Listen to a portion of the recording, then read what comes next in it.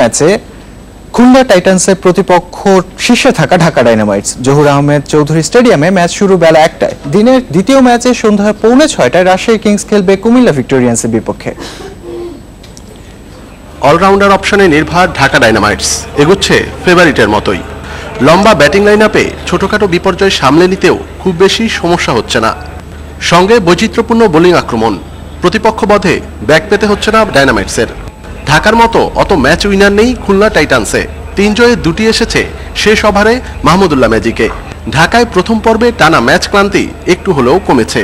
চট্টগ্রাম পর্ব শুরুর আগে বিশ্রামে ফুরফুরে টাইটান্স। জুনাইদ কুপারের সঙ্গে শফিউলে গড়া পেস আক্রমণ ওদের বড় শক্তি। তবে ডায়নামাইটসকে টেক্কা দিতে 3 ডিপার্টমেন্টেই হতে হবে নিখুঁত, তা জানা আছে। আসলে আমাদের প্রিপারেশন খুব ভালো, আমাদের টিম এখন ভালো একটা শেপে এসেছে। বলাররা খুব ভালো বল করছে, ব্যাটসম্যানরা খুব ভালো ব্যাটিং করছে। সো এই ধারাবাহিকতা ধরে রাখতে চাই আমরা। ব্যাটসম্যান যদি ফর্মে থাকে, ভালো স্কোর করতে পারে, তো আমাদের ডিফেন্ড করার মতো ভালো বলার রয়েছে আর কি। শুক্রবার ভাইকিংসের সাথে হেরে ব্যাকফুটে রাজশাহী কিংস। ভালো ফিনিশারের অভাব ভোগাচ্ছে স্যামিদের। কুমিল্লা ভিক্টোরিয়ান্সকে বসে আনতে কৌশলে পরিবর্তন আনা দরকার। আমাদের দলে অনেক ম্যাচ উইনার আছে, সামনে আমাদের অনেকগুলো খেলা আছে। আমরা জানি এখান থেকেও আমরা কোয়ালিফাই করতে পারি। শুধু আমাদের দরকার একটা জয়। আবারও একটা জয় পেলে আমাদের ধারাবাহিকতা ফিরে আসবে বলে আমি বিশ্বাস করি। চট্টগ্রাম পর্বের পর অনেকটা পরিষ্কার হয়ে যাবে সিজন 4-এর টাইটেল রেসে কারা থাকছে। ম্যাচ বাই ম্যাচ উন্নতির লক্ষ্য দলগুলোর। অনুপম শীল, ইন্ডিপেন্ডেন্ট নিউজ, চট্টগ্রাম। হারের বৃত্ত ভাঙতেই পারছে না কুমিল্লা ভিক্টোরিয়ান্স। এবার রংপুর রাইডার্সের কাছে 9 উইকেটে হেরেছে মাশরাফির দল। আসলে এটি টানা 5ম হার কুমিল্লার। মাশরাফিরদের দেয়া 123 রানের টার্গেট 18 বল বাকি থাকতেই টপকে যায় রংপুর। টস হেরে ব্যাট করতে নেমে 21 রানে দুই ওপেনারকে হারিয়ে চাপে পড়ে কুমিল্লা ভিক্টোরিয়ান্স। ব্যাট হাতে আবারও ব্যর্থ হয়েছেন ইমরুল কায়েস।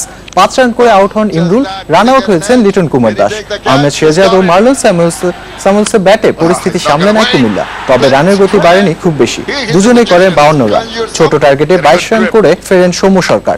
এরপর মোহাম্মদ শাহজাদ ও মোহাম্মদ মিথুনের জুটিতে সহজ জয় পায় রংপুর রাইডার্স। শাহজাদ 51 আর মিথুন অপরাজিত থাকেন 45 রান করে। Big shot, very straight, big six. Massive. BPL এর টানা 4 ম্যাচ হারের পর স্বস্তির জয় পেয়েছে চিটাগং ভাইকিংস। ঘরের মাঠে রাজশাহী কিংসকে 19 রানে হারিয়েছে তামিমের দল। 191 রানের টার্গেটে 171 রানে থামে রাজশাহীর ইনিংস। জহুর আহমেদ চৌধুরী স্টেডিয়ামে টস হেরে ব্যাট করতে নামে চিটাগং ভাইকিংস। দ্রুত ফেরেন তামিম ইকবাল। ডোয়েন স্মিথ করেন 34 রান। এরপর পঞ্চম জুটিতে ওভার প্রতি 12 কাছাকাছি রান তোলেন মোহাম্মদ নবী ও এনামুল বিজয়। এই দুইজনের 105 রানের জুটিতে বড় সংগ্রহ পায় ভাইকিংস। 6-4 ও 6 ছক্কায় 37 বলে 27 রান করেন নবী। 50 আসে বিজয়ের কাছ থেকেও। জবাবে জুনাইদ সিদ্দিকী ও সাব্বির রহমান রাজশাহী কিংসকে জয়ের পথে রাখেন। 46 করে আউট হন সাব্বির। উমর আকমল ফেরেন 21 রান করে। তবে আস্কিং রেটের সঙ্গে তাল মিলিয়ে শেষ পর্যন্ত আর পেরে ওঠেনি রাজশাহী। 31 রানে 5 উইকেট নেন তাসকিন আহমেদ।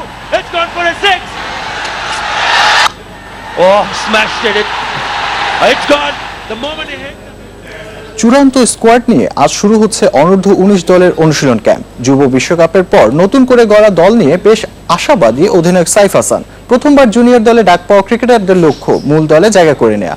আগামী মাসে এশিয়া কাপ দিয়ে শুরু হবে যুবাদের নতুন মিশন। ঘরের মাঠে যুব বিশ্বকাপে মিরাজ শান্তদের সাফল্য এখন অতীত। যুব দলে সাবেক হয়ে গেছেন বেশিরভাগ ক্রিকেটার।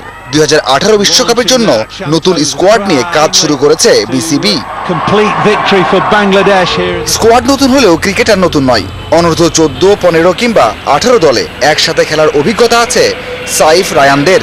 সমন্বয় গড়ে তুলতে সেটাকেই টনিক মানছেন নতুন অধিনায়ক। আমি যখন 17 খেলেছি, বেশ কিছু প্লেয়ার্স আমরা একসাথেই ছিলাম। সো কমিউনিকেশন আমাদের অনেক আগে থেকেই ছিল, তো তেমন কোনো প্রবলেম হচ্ছে না এটা।